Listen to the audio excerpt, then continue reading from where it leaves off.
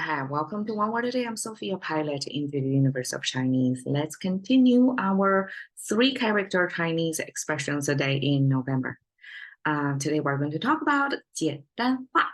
简单化 is a common expression used in everyday Chinese, as well as, both oral and written Chinese, because, well, I heard my previous boss, one of the previous bosses, Chinese boss, often say 简单化, like make it simple.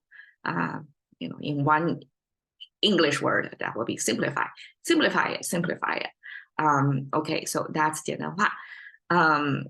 简 came from this ancient record keeping or book form. That's bamboo, made of bamboo strips, and they're connected, bind together. So book binding back then was not paper form book binding, but strips of bamboo pieces.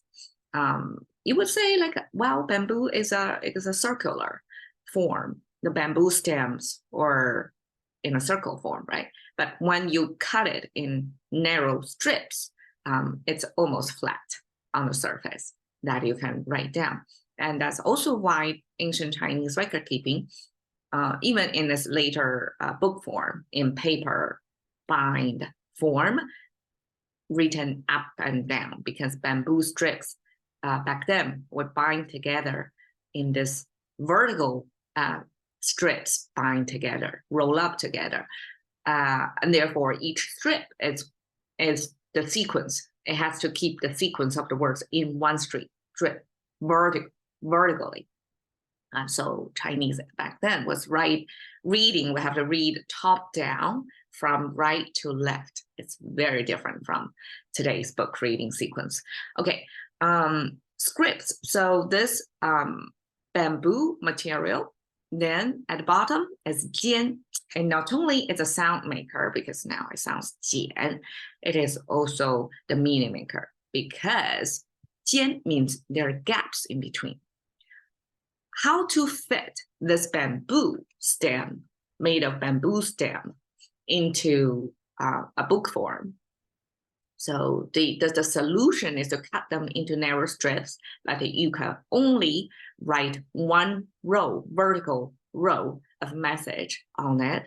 And then in between this strip and the next strip, there is this gap saying. Therefore, with this gap, you can then extend the whole book, like roll it out like a carpet, roll it down, then they become a flat piece. You can then read, right? Like that. And then after you're done, instead of like closing the book form, right? You have to roll the carpet back into a row, store it somewhere. So this 尖 means gap.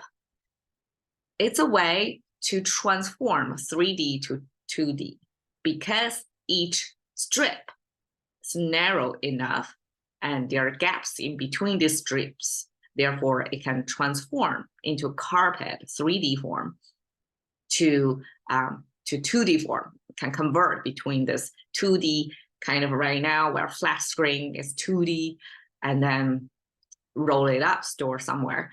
So this 尖 came from this door, 2-door panels that looks like this. So ancient times, there are 2-door panel and one panel door. Obviously the 2-panel doors are more elaborate. It's a bigger opening on the wall, so to speak, right? And here it depicts between the 2-panel doors,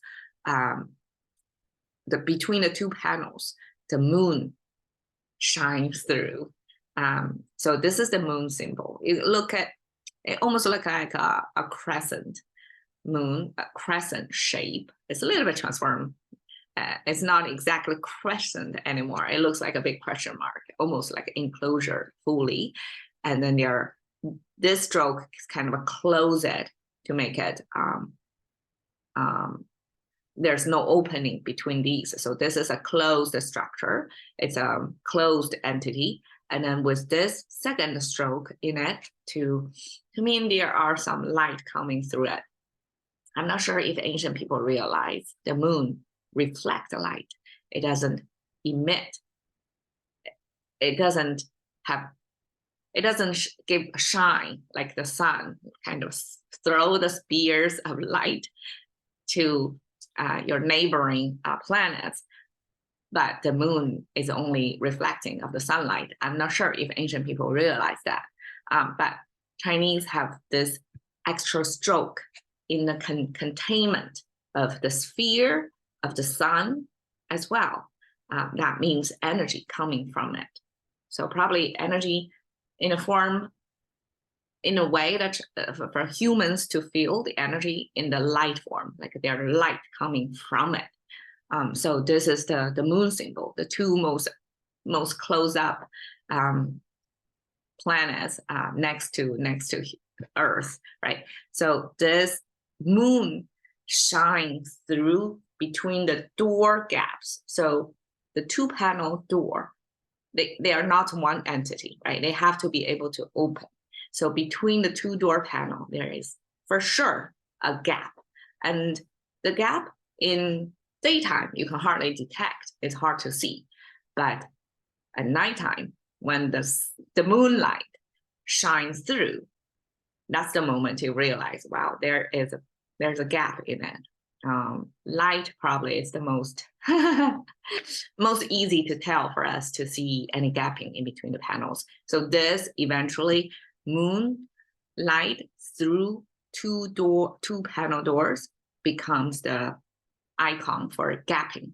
That means, there are gaps, make it very visually identifiable. Okay, so this gapping plus this material of bamboo, then combined together to mean this ancient form of book form, right? That from this book form, then it extends to scripts. From scripts, it then can extends to writing.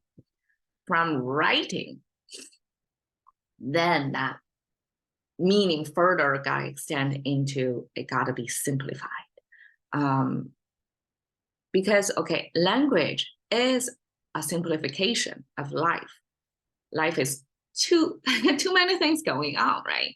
And in language, you can only make one pronunciation at any moment. So language is this streamlined, linear thing that go with time. Like at any moment, I can only say one thing to you. At most, I can add my facial expression, body language to try to give you a little bit more flavor to the message I'm conveying. But the language itself is such a simplification. I remember in my company, our team talks about AI if it has the power of reasoning. Give examples of how AI only look at things at the surface level, at the language level. It doesn't have reasoning power. And then I chime in, my point is, because AI was trained by language, by text, and this text is very limited. It's like the 3D world and narrow into one beam of message. It's a super simplification of our real life.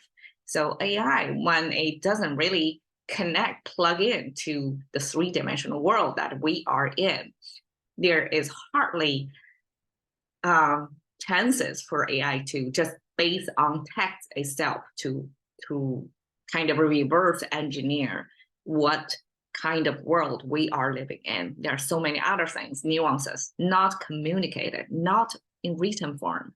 And so things that we take as common sense, things that are natural to us, like the moon light will shine through between the two panel door, that may not be understood by AI, who is only language-based, right? I mean, unless AI can come see my show here to understand my explaining here of the logic, and then between this logic, the pairing with bamboo create this, and then it extends into writing, and from writing, it extends to simplification. So not only language is a super simplification of life, language is also, when you try to communicate, you have to simplify your chain of thoughts into understandable format for your audience. To, I mean, I'm struggling this in every episode, try to simplify my message. Otherwise, I get too lengthy, right? And in the business of editing, or speaking, probably to boil it down, to simplify it, to make your message strong, kind of like a laser beam, right? To focus your message into one understandable sound bite, ideally. That will be a nice thing to have, right? So that ancient Chinese language creators probably understand that attribute of language. If you have something written down in the script, by the way, I would imagine such book form is kind of expensive to produce. It's pre-industrial age. It's pre-mass production age. So somebody have to manually cut the strips of bamboo, make them even, like exact the same length, and bind them together. It's quite a lot of craftsmanship involved. So that book form was expensive. And I would imagine ancient times, whoever have access to such book forms are kind of well-to-do. They can afford them, right? And therefore, whoever has the power or in the position to speak and to put their speaking, their teaching, their ideas down in such written form, they better do a good job, simplify their message to capture accurately, completely, I mean, may not be completely ever, but as much as possible and digestible for the readers. So that's language creator capture that, so that there is this logic jump between scripts, means simplify, means boil it down, make it digestible. Okay, so that's 简. Okay, then we have this ancient chariot, ancient war chariot. So this is the image from battlefield. I would imagine ancient times, there are a lot of infantry, right? Infantry, the people, foot soldiers. And there are also people who are leaders who give commands. And there is obviously chain of command in a battlefield, right? Who to listen to. And this is the person you listen to. This is the person standing on a chariot, depicted by this wheel. I mean, you would say, this is not a perfect circle. Yeah, language here in Chinese, oftentimes we distort the dimension, but the structure is there. It looks kind of oval shape, but it tries to render this wheel. That's a main feature of the chariot. And then this horizontal, okay, so this vertical line connected to the wheel is the axis of the wheel, and then this is what I call the wheel stopper. Otherwise, the wheel is going to fall off the axis, obviously, right? So this is the stopper, and on the other side of the wheel, there should be another stopper. But over here, because it combined with two mouse symbols, therefore that the other side was omitted. So occasionally in language, not everything is included, it's implied. You get the wheel and one side of the wheel stopper. You can mentally deduce, okay, on the other side there's another stopper, of course.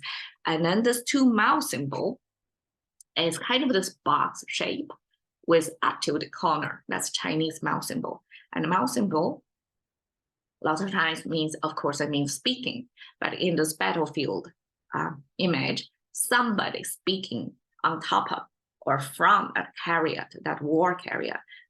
For somebody who standing on that chariot means they don't have to walk. They have to reduce their physical business, right? To focus on their mind, to their vision. So they stand tall, they can see far, and then they can think what to do next, right? So this is the director or the conductor of this battle.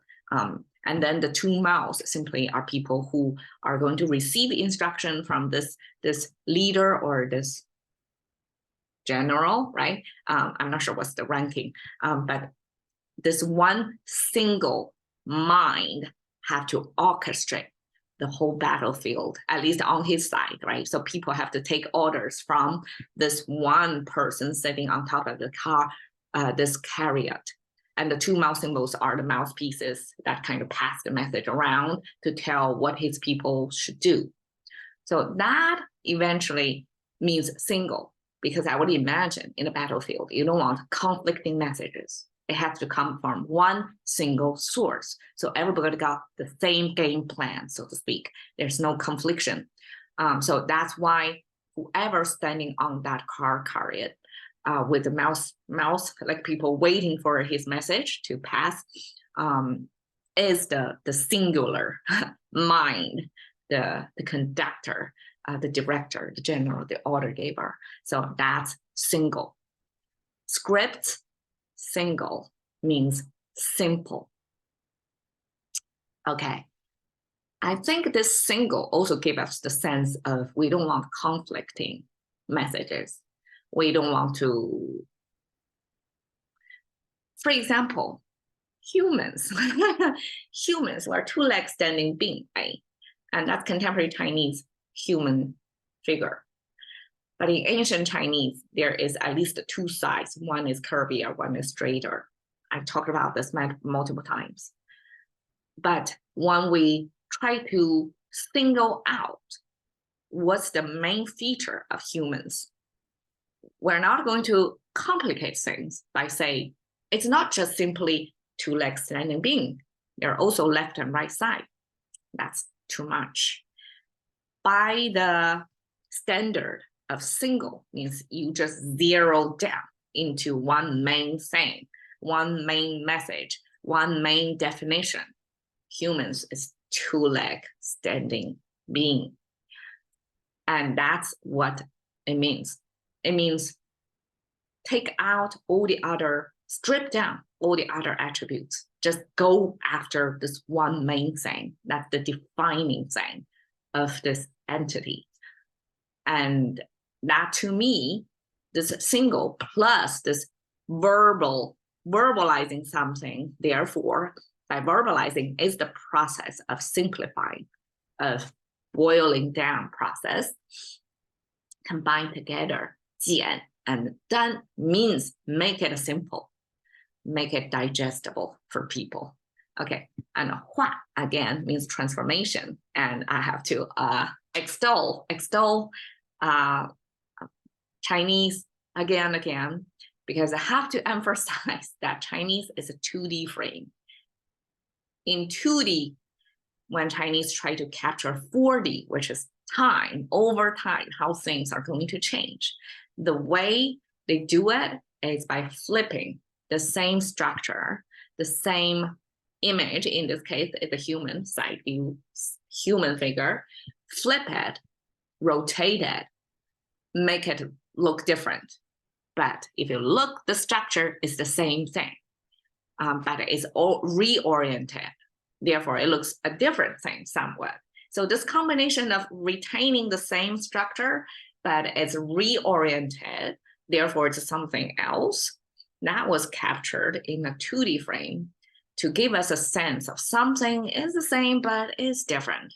Therefore, it means transform, means it's the same thing, but it got reoriented. So it almost like it comes through a function of change, and then it's something else now, even if it came from the same origin. So that's a Chinese 2D trying to capture 4D world we're living in. So that's 简单化. 化 means convert, right? So change something A to B. And 简单化 means change something complicated, with so much noise, with so much contradictory messages. Make it simple. Just come down to this one anchor point, so that everybody can know, can understand. So that's simplified. Using this amazing road, very zigzag. When I first see this image, I would first say to myself, imagine ride uphill and then go downhill on this long strip of serpentine road through this barren, looks like a barren, dry, deserty place. a almost otherworldly, but obviously this is a human construction, right? Make this. And I paired it with simplify because I feel like this is to build a road, for the road to go through the mountain. Probably this is the simplest solution, even if visually it looks complicated. It looks like a twist and turn so many times. We cannot go up in one straight line because that means too steep.